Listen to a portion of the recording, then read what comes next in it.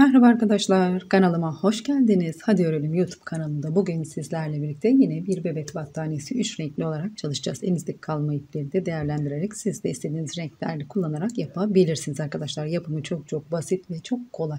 Canlı soft renklerle ya da daha koyu renklerle sizler de sadece trabzandan oluşan güzel bir tığ işi modelini böyle sanki baklava dilimi gibi olacak böyle üçgen ikili trabzana yapılan bir örgü modelini sizlere yavaş yavaş göstereceğim. Beyaz renkli ipimi aldım ve 2,1 milimlik tığımla sizler hangi kalınlıktaki hangi dokudaki iplerle yapacaksınız ölçüde ona uygun tığ numarasını seçerseniz örnek modelinin oluşumunda daha kolay yol alırsınız arkadaşlar. Örnek modeliniz ne kasar ne de çok gevşek olur. Bakın 2,1 milimlik tığımla beyaz renkli ipime yani krem rengine çalan renkli ipime başlıyorum ve sizlere örnek modeli gösterebilmek için örnek olarak yaklaşık 40 tane 50 tane zincir çekerek başlıyorum. Siz battaniye yapacaksanız yaklaşık 1 metre yakın bir boy uzunlukta zincir çekerek başlayabilirsiniz. Zincirinizi böyle yavaş yavaş çok sıkmadan çok gevşekte bırakmadan böyle yavaş yavaş adım ilerleyerek zincir çekerek başlıyorsunuz arkadaşlar. Ben çekeyim örnek modelimin ilk aşaması zaten tek sıradan oluşuyor. Başlıyoruz. Şöyle bakın arkadaşlar ben 45 tane zincirimi çektim. Örnek model sizlere gösterebilmek adına sizler ne yapacaksanız ölçüde uzunlukta zincir çekerek başlayabilirsiniz. Şimdi bakın ipimi tığımın üzerine alıyorum ve çok kolay, çok basit bir tığ iş örgü modeliyle sadece tek sıradan oluşan ikinci sıraya döndüğümüzde köşe kenarlardan trabzan sayılarının 3'er tane yaptığımız bir kolay model ile karşınızdayım. Şimdi bakın en son zincirden geriye 1, 2, 3, 4, 5 tane zincir geriye batıyorum. Ve şöyle çok sıkmadan çok da gevşek bırakmadan batmış olduğum yere şu bir trabzan sayılıyor arkadaşlar. Şu ikinci trabzan batmış olduğum yerin yanına dibine şöyle tam göstereyim. 4 tane daha toplam 5 tane trabzan çift trabzan ikili trabzan yaparak başlamış oluyoruz. Bütün örnek modelimiz bu şekilde oluşuyor. Bakın 4 ve 5. Şu kenara döndüğümüzde dönerken yapmış olduğumuz işlem bir başlama aşaması olarak bize eşlik edecek. Şimdi bakın ben ikinci sıraya atlamadan önce arada bir zincir ister çekerseniz ister çekmezsiniz. Şurada şunu belirtmek istiyorum. Bir zincir ileriye atlarken yani aynı modeli yapmak üzere atlarken birkaç zincir atlıyoruz. Yakın yaparsak örnek model kendini kısıyor. Çok gevşek yaparsan çok gevşek oluyor. Şöyle ben bir kolay yolunu buldum. Size de bunu göstereyim. Şu yapmış olduğumuz trabzanın boyutunda.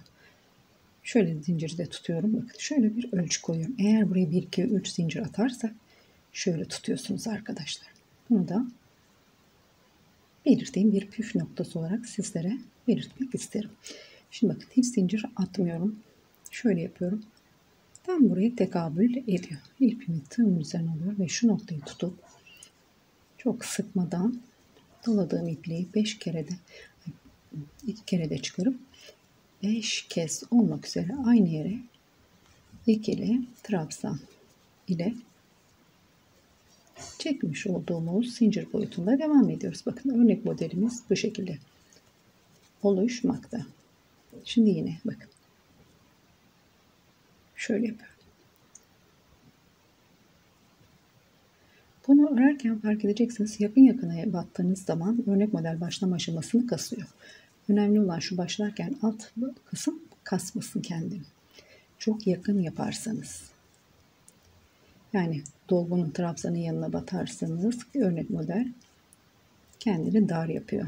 İlerlemekte zorlaşıyorsunuz yani. 4, 5. Bakın böyle. Böyle yapıp sıra sonuna kadar geliyorsunuz arkadaşlar.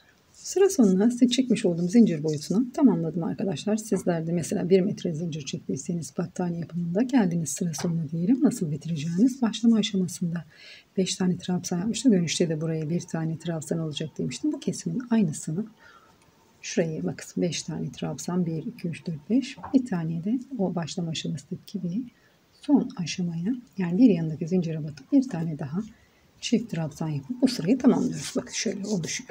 Çok kolay. Şimdi bakın isterseniz hangi rengi alırsanız ya da tek renk olarak devam edebilirsiniz. Lila rengi geldi elime. Lila rengi ipimi alıyorum. Bakın şöyle bir tane düğüm atıyorum. sıkılaştırıyorum iyice ipimi.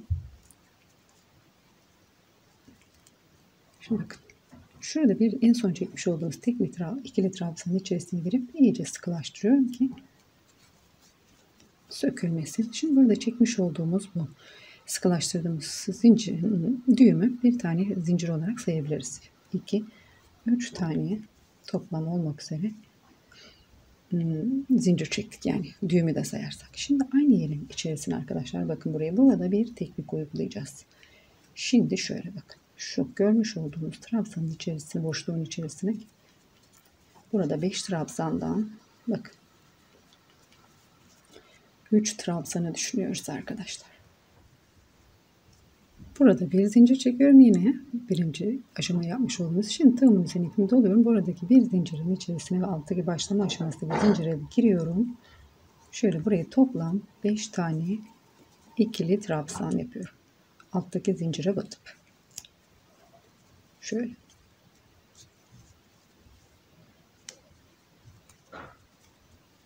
Üç, 4 ve 5. Bakın. 5 tane ikili çift trabzan yaptık. Şöyle gösteriyorum arkadaşlar. Arada bir zincir çekiyorum. Yine ipimi tığımın üzerine alıyorum. Bakın şöyle gösteriyorum. Alttaki trabzanı batıyorum ve şöyle yine 5 tane trabzan ile sıra sonuna kadar adım adım tekrarlayarak aynı işlemleri, aynı teknikleri uyguluyoruz ve bitiriyoruz. En sona geldiğimizde sıranın sonuna başlama aşamasında yapmış olduğumuz üçlü trabzan ile ikinci sırayı bitiriyoruz. Şöyle bakın. Bir tane çekip buraya giriyorum. Şöyle gösteriyorum. Bakın yakından. Sonuna geldiğimizde şu işlemi yapacağız arkadaşlar. Üçüncü sıraya döndüğümüzde, yani birinci sıranın başlangıcı olacak. Onu da sizlere göstereceğim. Sıranın sonunu tamamladım. Bakın şöyle arkadaşlar gösteriyorum. Şöyle arkasını da çevireyim. Böyle sıra sonuna kadar adım adım ilerliyoruz. Şu başlama aşamasındaki yapmış olduğumuz işlemin aynısını şurada bir zincir çekip ara geçiş noktası olarak, hani başlarken demiştim ya, köşeye dönerken yapmış olduğumuz 5 trabzanın ilk trabzanın altıncısına, yani ilk yapmış olduğumuz köşedeki trabzanın üzerine batıp 3 tane çift trabzan ile örnek modelimizi bitiriyoruz. Bakın birinci başlama aşamasında 5 tane 6 tane köşelerle, ikincisinde 3 tane tamamlıyoruz. Şimdi renk değiştiriyorum. Dediğim gibi istediğiniz rengi yapabilirsiniz arkadaşlar. Bakın örnek modelimiz aslında tek sıradan oluşuyor ama kenarlarda ikinci sırada yapacağımız bir işlem var. Örnek modelin bir ahenk şeklinde kendini gösterebilmesi için. Bakın ilk trabzan üzerine batıp bir düğüm atıyorum. Bu noktada 1, 2, 3 zincir çekiyorum. Ya da 2 zincir de çekebilirsiniz. Düğümü de sayabilirsiniz. Şimdi bakın şöyle gösteriyorum. İpimi tığımın üzerine alıyorum. Bakın buradan birinci sırada yapmış olduğumuz 5'li trabzanın tam ortasına, yani 3. trabzana tam şöyle bakın. Burası birinci. 1, 2, 3 tam ortasına batıp üstteki zinciri de ara zinciri de alıp buraya 5 tane çift trabzan yapıp ilerliyoruz arkadaşlar. Örnek modelimiz bu kadar kolay şekilde oluşmakta. Bakın şöyle 3, 4, 5 yukarıya doğru şahane gökkuşağı renklerinde ipliklerle kullanarak şahane battaniye modelleri yapabilirsiniz. Bakın böyle arkadaşlar. Arada bir zincir çekiyorum. Çekmeyebilirsiniz de, tercih sizde ait. Ben rahat geçiş olsun diye çekiyorum.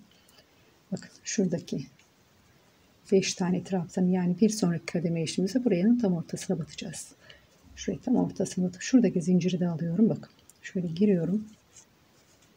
Çok sıkmıyorum ki kendini kasmasın örnek modelimiz. Şöyle oluşturuyoruz arkadaşlar. Evet, bu kadar kolay. Umarım severseniz, siz de beğenirsiniz ve yaparsınız istediğiniz örgü tasarımda. Ben bir bebek battaniyesi yapacağınızı düşünerekten hareket ettim. Başlığını da öyle koyacağım. İsmini böyle adım adım tekrarlayarak siz de yapın. Evet, bir sonraki örgü videosunda görüşmek üzere arkadaşlar. Beğenirseniz kanalıma abone olmayı ve videolarımı beğenmeyi unutmayın arkadaşlar. Umarım beğenirsiniz. seversiniz. Siz de yaparsınız. 4-5. Hem konuşup hem yapmak biraz zor. Evet, böyle tekrarlayıp geliyorum. Sizlere renk skalasını en sonunda göstereceğim. Bitmiş halini paylaşacağım. Görüşmek üzere. Sağlıcakla kalın. Allah'a emanet olun. Bay bay. Videolarımı da izlemeyi unutmayın. Ayrıca yorumlarınızı dört gözle bekliyorum. Kanalıma abone olmayı da unutmayın. Bay bay. Bir de şunu göstermek istedim arkadaşlar size. Bakın ben sıranın sonuna geldim. Bir tane en sondaki zincir trabzanımı çektim ve ip koparmadan yukarıya doğru ipi nasıl yürüteceğinizi sizlere göstermek istiyorum. Fikir olsun diye aklınızda. Şöyle yapıyorum ben. İlk çekmiş olduğumuz trabzandan kancam ucuyla alıyorum. Bu parmağımdan destek alıp gevşek bırakıp böyle 1-2 tane uzunluğuna bakıyorum. Şöyle yeterli mi, gerek geliyor mu bu zincirin içerisine? Bakın yeterli 2 zincir. Böyle yandan yürütüyorum ipimi ve çekmiş olduğumuz bu ilk zincirin trabzanın içerisine, son trabzanın içerisine batıp düğüm atıp hazırım. Kademe kademe ilerlemeye buraya geçtiğinizde buradaki ipi, bir alttaki ipi öyle yürütüyorsunuz arkadaşlar. Evet, bakın arkadaşlar, ortaya böyle tatlışko bir model çıkıyor. Çok çok kolay. Tığ işi, trabzanı ve başlama aşamasındaki zinciri biliyorsanız siz de kolayca ve rahatça yapabilirsiniz. Çok kolay, çok basit, ama şunu belirtmek istiyorum. Öyle çabucak hemen büyümüyor. Şöyle şu modeli göstereyim size. Yaklaşık bir karış. Bir de bunun bir battaniye olarak yapacağınızı düşünün. Öyle yani el emeği olarak ucuz bir fiyat satmak isterseniz ucuza bir fiyat satmayın bence. Gözünüz ve omuzunuz, elleriniz, kollarınız ağrabilir.